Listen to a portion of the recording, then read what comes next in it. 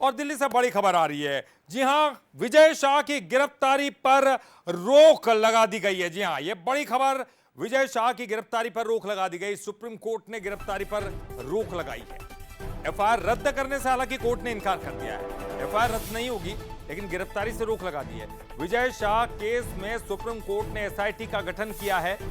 Supreme court ने माफी को नामंजूर कर दिया है। सुप्रीम कोर्ट का यह कहना कि यह बचने का तरीका है। कर्नल सोफिया पर कमेंट किया था विजय शाह ने और चौतरफा वो घिरते हुए नजर आए, तो सुप्रीम फैसला सामने आया। सुप्रीम कोर्ट में उन्होंने याचिका दाखिल की थी और सुप्रीम कोर्ट ने एफआईआर रद्द करने से इनकार कर दिया। हालांकि गिरफ्तारी पर फिलहाल रोक लगा दी है सुप्रीम कोर्ट ने। कम से कम अभी गिरफ्तारी नहीं होगी विजय शाह की, लेकिन एफआईआर रद्द करने से इनकार कर दिया है सुप्रीम कोर्ट ने। आज सुप्रीम कोर्ट ने एक ऐतिहासिक आदेश दिया है जिसमें एक एसआईटी कॉन्स्टिट्यूट की है, जिसमें 3 आईपीएस लेवल के व्यक्ति होंगे जो डायरेक्ट रिक्रूटी होंगे, जिसमें से जो हेड करेगा वो आईजी लेवल का व्यक्ति होगा। जो कैडर मध्य प्रदेश का भले हो पर जो आउटसाइडर हो मध्य प्रदेश के, ऐसे आईपीएस को इन्वॉल्व किया है। साथ ही जो इन्वेस्टिगेशन करने का दायरा दिया है, 28 मई को इन्होंने सबमिट करनी है रिपोर्ट सुप्रीम कोर्ट में। और जो तब तक के लिए गिरफ्तारी पर रोक लगा दिया है, कंडीशनल है कि जब तक विजय शाह कोऑपरेट करेंगे तभी तक ये रोक कायम रहेगी। अब चूंकि माननीय सुप्रीम कोर्ट ने एसआईटी गठित की है और अन्य प्रदेशों के उसमें अधिकारी है आईपीएस, और मैं उन अधिकारियों से यही उम्मीद करूंगा कि देश की जनभावना, प्रदेश की जनभावना और जो वीडियो में सामने तथ्य उसको आप झुटला नहीं सकते। तो ये स्पष्ट है, लेकिन जो रिपोर्ट आएगी वो सामने आएगी, आपको पता है कि क्या सच्चाई है। तो मैं समझता हूं कि न्याय होगा जनभावना के साथ। तो कांग्रेस के लिए जनभावनाओं के साथ न्याय होगा, लेकिन कोर्ट ने क्या कुछ कहा यह जानना बहुत जरूरी है। सुप्रीम कोर्ट ने क्या राहत दी है? नहीं, बिल्कुल नहीं। लेकिन एफआईआर दर्ज का जो है, एफआईआर को रद्द नहीं किया गया। हालांकि गिरफ्तारी पर रोक लगाने से उन्होंने रोक लगा दी है। चलिए आपको बता दें सुप्रीम कोर्ट ने क्या कुछ कहा है। विजय शाह की गिरफ्तारी पर रोक लगा दी है सुप्रीम कोर्ट ने।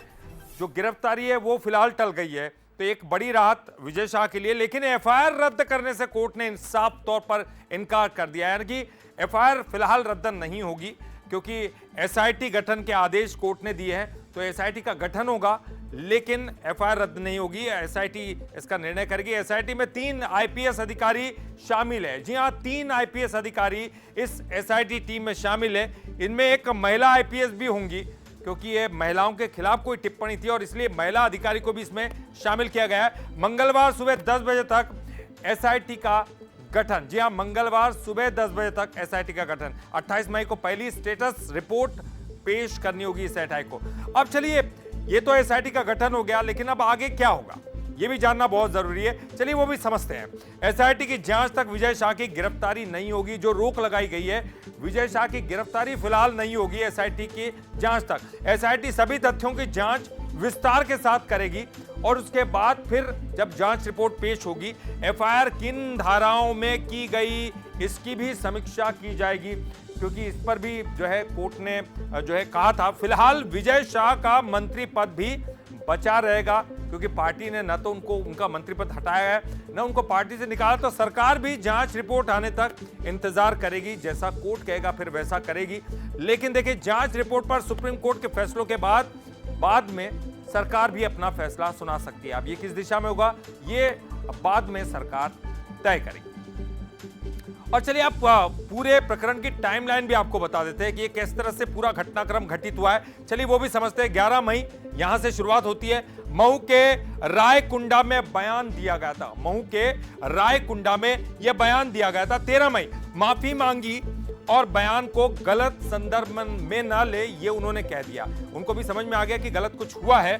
और देखिए, 13 मई बीजेपी संगठन ने तलब करके उनको फटकार लगाई। देर रात सत्ता और संगठन की मीटिंग हुई। इस पूरे मामले पर चूंकि विचार मंथन हुआ, क्या करना चाहिए। सोफिया के परिजन से बीजेपी नेताओं ने मुलाकात की, बहुत महत्वपूर्ण थी, चूंकि बीजेपी के नेता के द्वारा ये सब तमाम बातें कही गई थी। तो कांग्रेस ने दिन भर प्रदर्शन किया, क्योंकि यहां पर राजनीति भी दिखाई दी और कांग्रेस ने दिन भर प्रदर्शन किया। हाईकोर्ट ने 14 मई को हाईकोर्ट ने संज्ञान लिया और एफआईआर के निर्देश जारी किए। तो संज्ञान हाईकोर्ट ने लिया और एफआईआर के निर्देश जारी किए। 14 मई मानपुर थाने, यानी महू के मानपुर थाने में विजय शाह के खिलाफ ये एफआईआर दर्ज की गई।